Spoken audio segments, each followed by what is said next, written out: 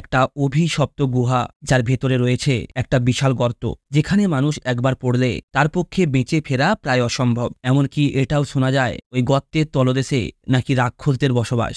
তবে গল্পে টুইস্ট আসে তখনই যখন 10 জন ছেলে রেস্ট্রিক্টেড এরিয়া জানা সত্ত্বেও ওই জায়গায় ঘুরতে আসে এবং তাদের মধ্যে একজন অসাবধানবশত ওই গর্তের ভেতরে গিয়ে পড়ে।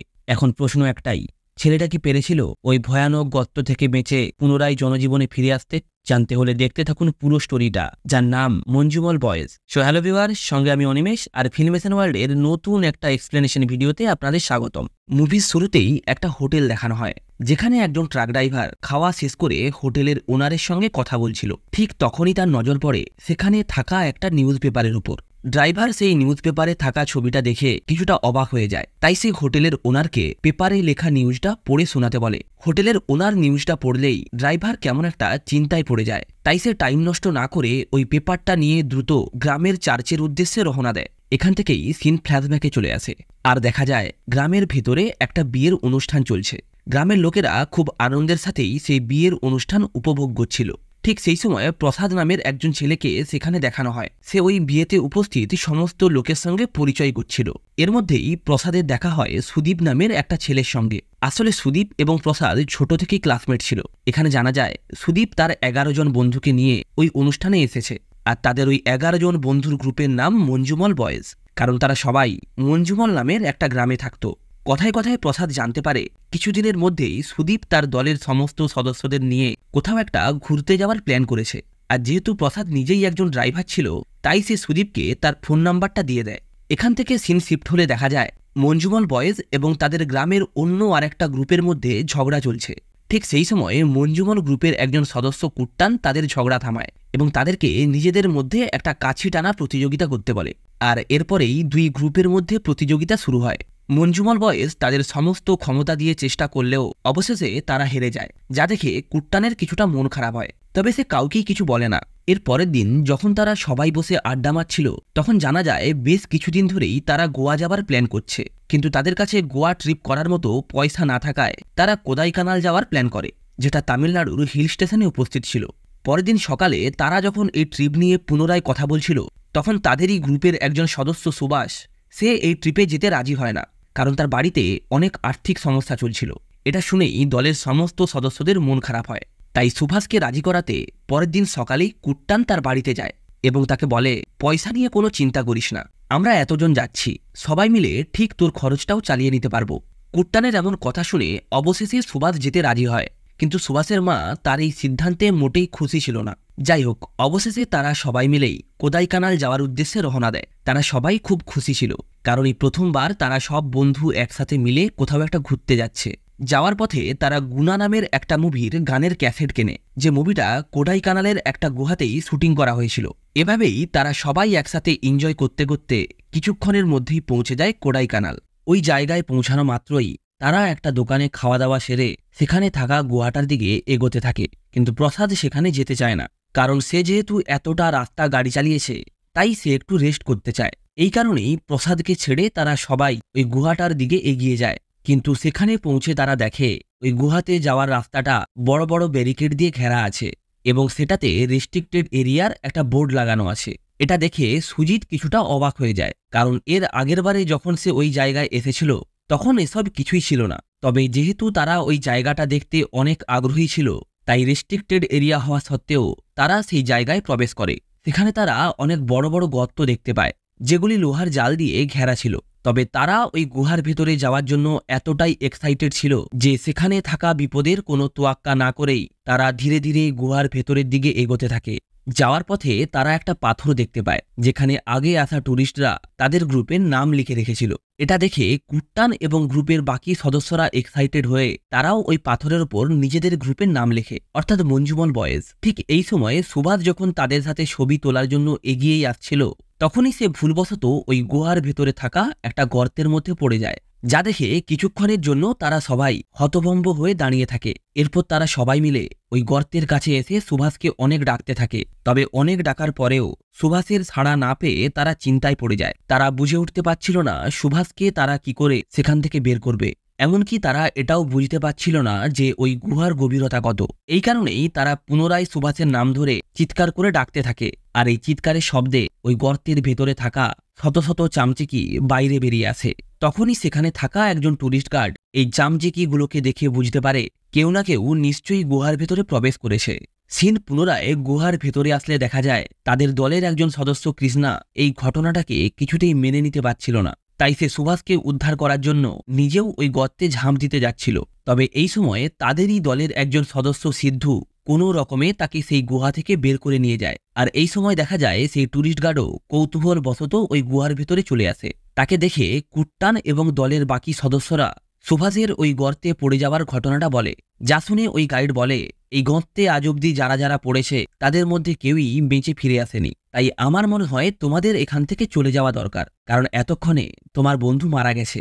তবে ওই গাইড তাদেরকে এত বোঝানো সত্ত্বেও তারা ওই জায়গা থেকে এক বিন্দুও নড়ে না, কারণ তারা তাদের বন্ধুকে ছেড়ে কোথাও যাবে না।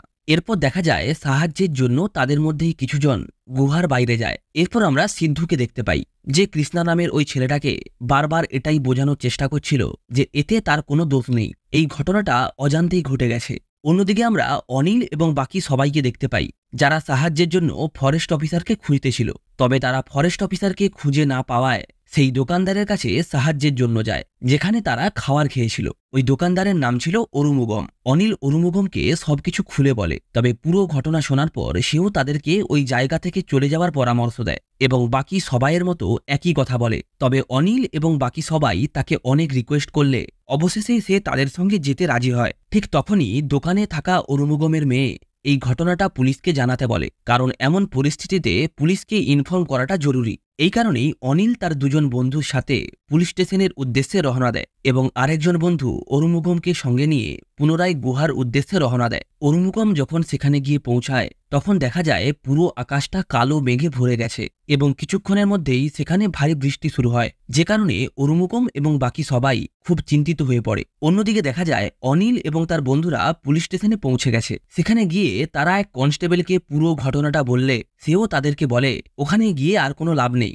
কারণ তোমার বন্ধু এতক্ষণে মারা গেছে। একই সাথে সে এটাও বলে নরকে থাকা রাক্ষসরা ওই জায়গায় তাদের খাবার তৈরি করে, তাই ওই জায়গাটাকে ডেভিল কিচেন বলেও ডাকা হয়। অন্যদিকে ঠিক এই একই কথাই অরুমুগম কুট্টান এবং বাকি সবাইকে বলতে থাকে। সিন পুনরায় পুলিশ স্টেশনে শিফট হলে দেখা যায় ওই থানার এসআই এই ঘটনা শোনার পর অনিল এবং তার বাকি বন্ধুদের অনেক মারধর করে, কারণ সে মনে করে অনিল এবং তার বন্ধুরা ইচ্ছে করেই সুভাষকে ওই গর্তে ফেলে দিয়েছে। তবে অনিল কোনোরকমভাবে ওই এসআইকে পুরো ব্যাপারটা বুঝিয়ে বলে এবং তাদের বন্ধুকে বাঁচানোর জন্য সাহায্য চায়। অন্যদিকে দেখা যায় অধিক বৃষ্টির কারণে প্রচুর পরিমাণ জল ওই গর্তের ভেতরে প্রবেশ করতে থাকে, যা দেখে কুট্টান এবং মঞ্জুমল গ্রুপের সমস্ত সদস্যরা ওই জল আটকানোর জন্য গর্তের চারিপাশে শুয়ে পড়ে। এই সময় সেখানে ফরেস্ট অফিসারও চলে আসে, আর সে এসেই সবাইকে সেখান থেকে তাড়ানোর চেষ্টা করে, কারণ সেও জানে যে এই গর্তে যে একবার পড়ে সে আর কখনোই ফিরে আসে না। কিন্তু তারা কেউই সেখান থেকে এক বিন্দুও সরে না। সিন এখান থেকে অনিলের কাছে শিফট হলে দেখা যায় তারা এক পুলিশ অফিসারকে সঙ্গে নিয়ে ওই গুহার উদ্দেশ্যে রওনা দিয়েছে। তবে এখানে ওই পুলিশ অফিসারের কথা শুনে স্পষ্ট বোঝা যায় সে আগে থেকেই ভেবে নিয়েছে সুভাষ মারা গেছে, তাই শুধুমাত্র ফর্মালিটি পূরণের জন্যই সে সেখানে যাচ্ছে। ঠিক এই সময় সিন সেই গর্তের ভেতরে গেলে দেখা যায় সুভাষ রক্তাক্ত অবস্থায় একটা বিশাল পাথরের উপর পড়ে আছে। এর মধ্যেই অনিল ওই পুলিশ অফিসারকে নিয়ে সেই জায়গায় চলে আসে, কিন্তু পুলিশ অফিসার ওই গর্তটা দেখে বলে এই গর্তে যদি কেউ একবার পড়ে তাহলে তাকে আর বাঁচানো যায় না, সুতরাং আমার এখানে আসা বৃথা। অফিসারের এমন কথা শুনে কুট্টান সহ দলের বাকি সবাই অনেক চিন্তায় পড়ে যায় এবং তারা পুনরায় ওই গর্তের কাছে গিয়ে সুভাষকে ডাকতে থাকে। তবে এইবার সৌভাগ্যবশত তার আওয়াজ সুভাষের কানে গিয়ে পৌঁছায়, তাই সুভাষও তার ক্ষত বিক্ষত শরীর নিয়ে সমস্ত জোর লাগিয়ে কোনো রকমে তাদেরকে আওয়াজ দেয়। আর এই আওয়াজটা শুনে সবাই কিছুটা স্বস্তির নিঃশ্বাস ফেলে, কারণ তারা এটা বুঝতে পেরে গিয়েছিল যে সুভাষ এখনো জীবিত আছে। সুভাষের এই জীবিত থাকার কথা শুনে ওই পুলিশ এবং ফরেস্ট গার্ড সবাই স্তম্ভিত হয়ে যায়, কারণ এত বছরে এই প্রথমবার কোনো মানুষ এই গুহাতে পড়েও এখনো জীবিত আছে। এখান থেকেই অনুমান করা যায় যারা আগে এই গর্তে পড়েছিল তারাও হয়তো জীবিত ছিল, কিন্তু তাদের কাছে এমন জেদি এবং বিশ্বস্ত বন্ধু ছিল না যারা বন্ধুকে বাঁচানোর জন্য সমস্ত প্রতিকূলতার সঙ্গে লড়াই করতে পারে। এখন যেহেতু সবাই সুভাষের বেঁচে থাকার খবর পেয়ে গেছিল, তাই তাকে উদ্ধার করার জন্য দ্রুত সেখানে একটা রেস্কিউ টিম চলে আসে। তবে ওই রেস্কিউ টিমের কোনো সদস্যই গুহার ভেতরে যেতে রাজি হয় না, কারণ তাদের কাছে ওই গুহা সম্পর্কে তেমন কোনো ইনফরমেশন ছিল না। পুলিশের এমন অবস্থা দেখে কুট্টান ঠিক করে সে নিজেই তার বন্ধুকে বাঁচানোর জন্য ওই গর্তের ভেতরে যাবে। কুট্টানের এই প্রস্তাবে প্রথমে পুলিশ অফিসাররা রাজি না হলেও তাদের কাছে আর কোনো উপায় না থাকায় অবশেষে তারা এই পথটাই বেছে নেয়। তখনই রেস্কিউ টিমের কিছু সদস্য কুট্টানকে একটা দড়ি দিয়ে বলে, তোমাকে কোনোরকম ভাবে নিচে গিয়ে সুভাষকে এই দড়িটা দিয়ে বাঁধতে হবে, যাতে তাকে আমরা টেনে উপরে নিয়ে আসতে পারি। এরপরেই শুরু হয় সেই ভয়ানক মিশন। কুট্টানকে 120 মিটার লম্বা একটা দড়ির সাহায্যে ওই গর্তের ভেতরে পাঠানো হয়। তবে ওই গর্তে প্রবেশ করতে কুট্টানের অনেক অসুবিধা হচ্ছিল, কারণ ওই জায়গায় অনেক বড় বড় পাথর ছিল। কিছুক্ষণ পরেই দেখা যায় ওই 120 মিটার দড়িটি প্রায় শেষের পথে। তবে কুট্টান তখনও সুভাষকে দেখতে পায় না। অর্থাৎ এখান থেকে বোঝা যায় ওই গর্তটি 393 ফুটের থেকেও বেশি লম্বা ছিল। অন্যদিকে দড়ি শেষ হয়ে যাওয়ায় অফিসার কুট্টানকে ওপরে নিয়ে আসার প্ল্যান করে, কারণ এর থেকে নিচে গেলে অক্সিজেনের পরিমাণ কমে যাবে, ফলে কুট্টানের প্রাণও ঝুঁকিতে পড়তে পারে। অন্যদিকে কুট্টান কোনোভাবেই বন্ধুকে ছেড়ে ওপরে আসতে রাজি হয় না। সে ওই অফিসারদের বলে তারা যদি তাকে জোর করে ওপরে তোলার চেষ্টা করে তাহলে সে নিজে থেকেই ওই দড়িটা কেটে গর্তের মধ্যে ঝাঁপ দেবে, যে কারণে ওই অফিসাররা কুট্টানের কথা শুনতে বাধ্য হয়। তারা ওই দড়ির সাথে একটা নতুন দড়ি যোগ করে কুট্টানকে আরো নিচে পাঠায়। আর সেখানে কুট্টান তার বন্ধু সুভাষকে দেখতে পায়। তার অবস্থা খুবই খারাপ ছিল, তাই কুট্টান দ্রুত এই খবরটা ওপরের সবাইকে জানায়। এরপর কুট্টান তার কাছে থাকা একটা দড়ি দিয়ে সুভাষকে নিজের সঙ্গে ভালো করে বেঁধে নেয়। অন্যদিকে দেখা যায় ওই রেস্কিউ টিমের মেম্বাররা যখন তাদেরকে ওপরে টানছিল তখনই অতিরিক্ত ভারের কারণে দড়িটি যখন তাদের হাত থেকে প্রায় ছাড়া হয়েই যাচ্ছিল, ঠিক সেই সময় মঞ্জুমল গ্রুপের সদস্যরা এসে ওই দড়িটা ধরে নেয় এবং এরপরেই তারা সুভাষ এবং কুট্টানকে ওপরে তুলে আনে, যা দেখে সবাই খুশিতে